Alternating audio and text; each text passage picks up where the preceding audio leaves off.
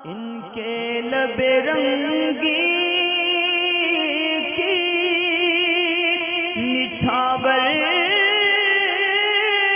थी कि जिसने। अस्सलामुअलैकुम वरहमतुल्लाहि वबरकातुह। एक सवाल जो मुझसे अक्सर कई सालों से पूछा लगातार जा रहा है और उसका जवाब वैसे तो मैं तहरीर में मसाइल शरीयत किताब की सभी जिल्दों के अंदर तहरीर कर चुका हूँ, लेकिन फिर भी बाज़ लोगों को उसमें शक और शुबा पैदा होता है कि अक्सर क़ज़ा उम्री नमाज का हिसाब किस तरह लगाया जाता है और आखिर क़ज़ा उम्री नमाज को आसान तरीके से अदा किस तरह किया जाता है। व्हाट्सएप वगैरह पे सोशल मीडिया के ऊपर एक मैसेज बहुत आम होता है अक्सर रमज़ान में या मौके की मुनासबत से कि ये 4 रकात नमाज आप अदा कर लीजिए, इसके बाद इसके अंदर सूरह फातिहा 7 बार और आयतल कुर्सी इतनी बार और ये सूरत इतनी बार करेंगे तो उसके बाद आपकी क़ज़ा उम्री अदा हो जाएगी। यानी उस मैसेज के मफ़हूम से, और ये बात हदीस के हवाले से कही जाती है, यानी उस मैसेज के मफ़हूम से ये ज़ाहिर हो रहा होता है कि शायद इस तरह 4 रकात अदा करने से तमाम उम्र की पिछली क़ज़ा उम्री जो है वो मुकम्मल हो जाएगी और उसको अदा करने की ज़रूरत नहीं है। हालांकि ये मैसेज गलत है, ऐसा नहीं है। हाँ, अगर ऐसी कोई रिवायत है कि जिसके अंदर इस तरह नमाज अदा करने से क़ज़ा उम्री का जो है अज़ाब ख़त्म हो जाए, यानी उसका गुनाह करने का, तो ऐसा मुमकिन है। और ये बात तो तौबा से भी मुमकिन है कि अगर कोई शख्स सच्चे दिल से आइंदा नमाज क़ज़ा ना करने की नीयत करे और तौबा करे और नमाज़ों की पाबंदी करे तो क़ज़ा करने का गुनाह उसके सर से तौबा से भी माफ़ हो सकता है कि हर गुनाह कबीरा तौबा से माफ़ हो सकता है। तो उसके लिए ख़ास उस दिन के इंतज़ार की भी ज़रूरत नहीं होती कि वो दिन आएगा रमज़ान में तो नमाज अदा करेंगे। अब रहा ये कि क़ज़ा उम्री अगर माफ़ नहीं होती तो फिर इसको अदा करने का आसान तरीका और इसको निकालने का आसान तरीका क्या होता है। तो सबसे पहले आप ये डिसाइड करेंगे, जैसे मिसाल के तौर पे समझते हैं कि एक शख्स की उम्र 25 साल की है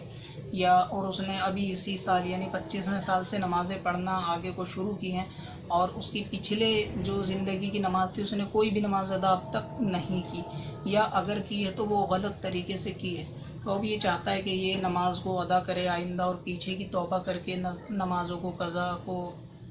भी अदा करे। तो इसके लिए सबसे पहले इस शख्स को मालूम करना होगा कि 25 साल की उम्र में जब से इसने नमाज़ें पढ़ना शुरू की हैं इसकी पिछली कितनी नमाज़ें क़ज़ा हैं। तो उसके लिए आसान तरीका हम 25 साल की मिसाल ही से लेंगे और ये पहले तरीका मर्द के लिए बयान किया जाएगा, औरत के लिए थोड़ा डिफरेंट है। तो उसके अंदर भी मैं आपको फ़र्क इंशाअल्लाह ताला समझा दूँगा। सबसे पहले मैं मेल के लिए अर्ज़ करता हूँ कि कोई ऐसा शख्स जिसकी उम्र मिसाल के तौर पर समझें कि 25 साल की है, तो अब सबसे पहले इसको पिछले जो इनने ज़िंदगी में नमाज क़ज़ा की उसके दिल और सच्चे दिल से उसके लिए तौबा भी करनी होगी। तौबा करने के बाद ये नमाज़ों को अदा करने की तरफ बढ़ेगा।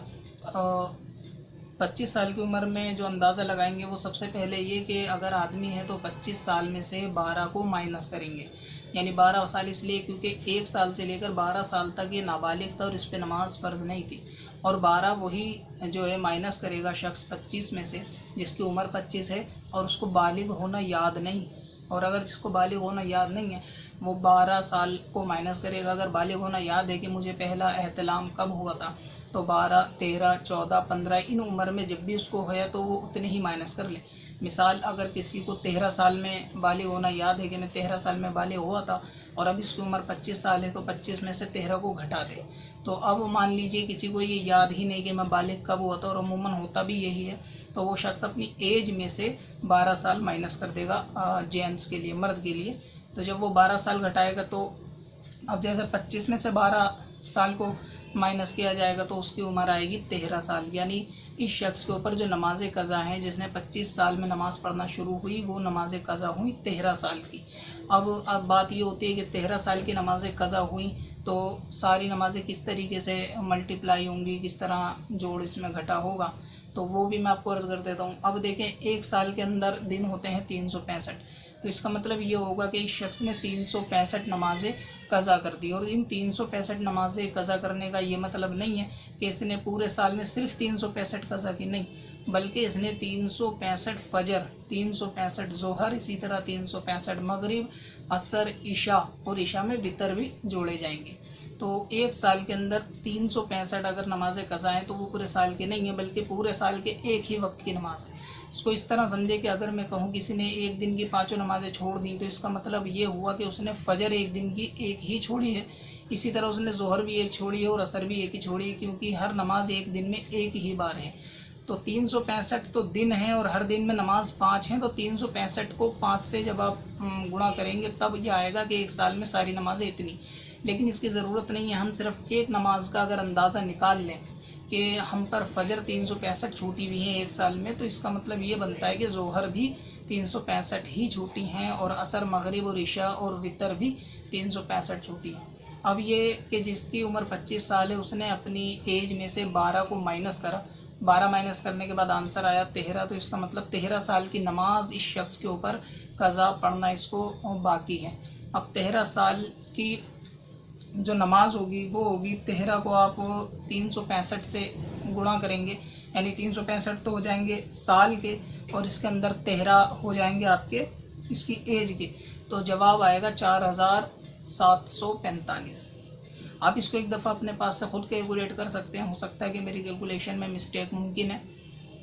तो 4745 यानी एक साल के अंदर, यानी 13 साल के अंदर इस शख्स ने 4745 नमाजें कज़ा की। और ये भी सब नमाजों का मजमूआ नहीं है, जोड़ नहीं है, ये सिर्फ एक वक्त की नमाज है। यानी आप समझ रहे होंगे कि एक वक्त का हिसाब लगाएंगे वही सारे वक्त के लिए बैठेगा। तो 4745 नमाज इसकी फजर की कज़ा है, 4745 ही नमाज जोहर की कज़ा है और 4745 ही असर और इसी तरह मगरिब और इशा और इसमें वितर भी जोड़ेंगे। तो ये हमारी नमाज़ें निकल कर आई। इसी तरह अब ख़ातून के लिए बात करते हैं। तो ख़ातून के देखें, सबसे पहले तो इनकी जो घटाए जाएंगे, जो मान लीजिए कोई अगर लेडीज़ 25 साल की है तो उसमें से जो माइनस किए जाएंगे, अगर बालिग होना उसको याद नहीं कि पहला हैज़ कब आया था, कौन सी एज में, यानी 9 में, 10 में, 11 में। अगर मुकम्मल याद है कि 10 साल की उम्र में पहला हैज़ आया था तो 25 से 10 को माइनस कर ले। अगर याद ही नहीं किसी को कि 12 में आया था, 13 में आया था, 15 में आया था, कब आया था, तो इस सूरत के अंदर ये 9 माइनस करेंगी, यानी लेडीज़ के लिए। तो अब जिसकी उम्र 25 साल है वो 25 में से माइनस को 9 करेंगी, यानी 1 से लेकर 9 साल तक की नमाज फ़र्ज़ नहीं थी उनको अदा नहीं करना। तो 9 साल माइनस करने के बाद 25 में से जो आंसर आएगा वो आएगा 16। यानी ऐसी खातून जिनकी उम्र 25 साल की है, ये 25 साल मिसाल के लिए मैंने लिया है, और उन्होंने पे 9 साल वो माइनस करेंगे तो आंसर 16, यानी इनके ऊपर 16 साल की नमाज फ़र्ज़। लेकिन यह एक एहतियात और भी है औरत के लिए कि उसमें से 365 दिन की अंदाज़ा नहीं लगाया जाएगा, क्योंकि इनके हर महीने के नापाकी के दिन को माइनस किया जाएगा। अब वो खातून के अपना एक आइडिया अपने पास से खुद लगा लें कि जिनके नापाकी के दिन 5 दिन के हैं, 6 दिन के हैं, 7 दिन के हैं या 4 दिन के हैं। हम बात करते हैं कि अगर किसी की नापाकी के दिन 5 दिन के हैं तो एक महीने में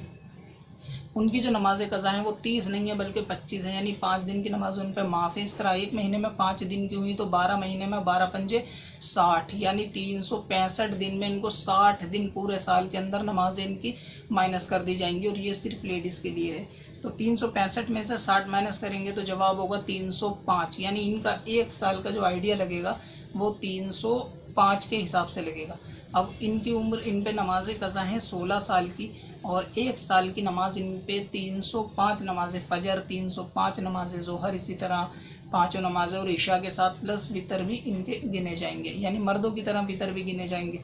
तो अब 305 को 16 से अगर हम गुणा करेंगे तो जवाब आएगा 4880, यानी औरत के ऊपर जिसकी उम्र 25 साल है 4880 नमाजें जो हैं बाकी हैं, और मर्द के ऊपर 4745। तो इस तरीके से आप अपनी एज के मुताबिक और अपने जेंडर के मुताबिक के मेल हैं या फीमेल माइनस कर दें, और इंशाअल्लाह ताला अब इसके नमाज को शॉर्ट तरीका जब आपको ये मालूम चल गया कि ये नमाज़ें हमारे पर इतनी हज़ार जो हैं कज़ा बाकी हैं, तो इनको अब अदा करने का भी एक आसान मेथड होगा जो इंशाअल्लाह ताला आपको बयान किया जाएगा अभी, कि इसको जल्द से जल्द अदा किस तरह किया जाए। और कज़ा नमाज़ों को जल्द से जल्द अदा करना भी वाजिब है, यानी अपने तमाम ज़रूरियात